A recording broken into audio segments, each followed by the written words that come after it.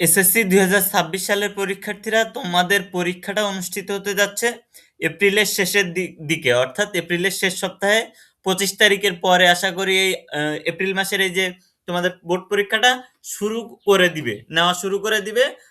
সেটা কত তারিখ থেকে? 25 তারিখের পর থেকে। তার মানে এপ্রিলের শেষ সপ্তাহে লাস্টের দিকে গিয়ে।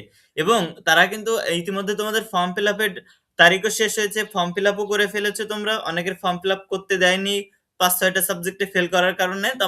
তোমরা সামনের বার পরীক্ষা দিবা, টেস্ট পরীক্ষা স্কুলে, তারপর পাস করলে তারপর তোমরা সুযোগ পাবা, নইলে কিন্তু সুযোগ পাবা না। এখন কথা হচ্ছে, তোমাদের এসএসসি 2026 পরীক্ষা কিন্তু একটু ক্রিটিক্যাল হইতে পারে। সুতরাং এই যে হাতে এখন কি মাস? জানুয়ারি, ফেব্রুয়ারি, মার্চ, এপ্রিল। হাতে 2-3 মাস সময়, যা সময় আছে, এই সময়ের ভিতরেই তোমাকে প্রস্তুতি গ্রহণ করতে হবে।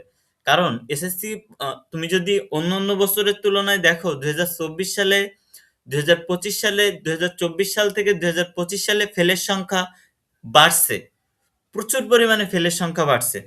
অর্থাৎ ব- আমরা যদি দেখি তাহলে 2024 সালে ফেলের সংখ্যা ছিল মাত্র 17%, আর 2025 সালে এসে সেটা বেড়ে হয়েছে 32%, অর্থাৎ প্রায় ডাবল।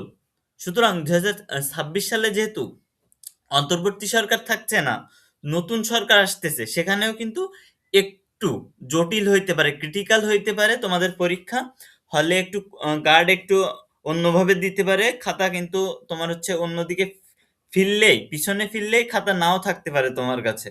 ঠিক আছে? সুতরাং এই বিষয়গুলোর উপর খেয়াল করে তোমাদের কিন্তু প্রস্তুতি নিতে হবে। ঠিক আছে?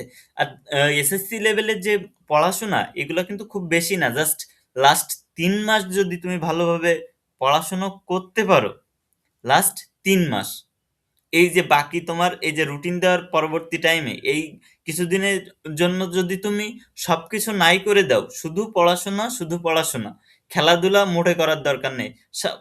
মোটে করার দরকার নেই মানে, যদি খুব বেশি প্রয়োজন হয় আধা ঘন্টা বাইরে থেকে ঘুরে আসবা, বাসা থেকে বের হওয়ার দরকার নেই।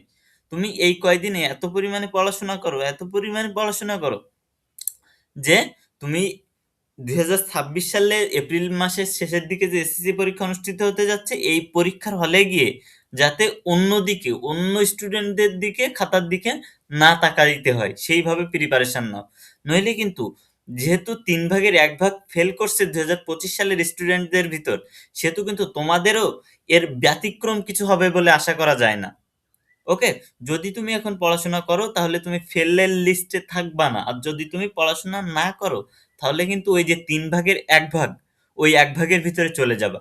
সুতরাং দি চয়েস ইজ ইয়োর্স। ঠিক আছে? সুতরাং তোমরা এখন থেকে যতটুকু টাইম আছে না কেন, এতটুকু টাইমেই সম্ভব, অনেক কিছু সম্ভব।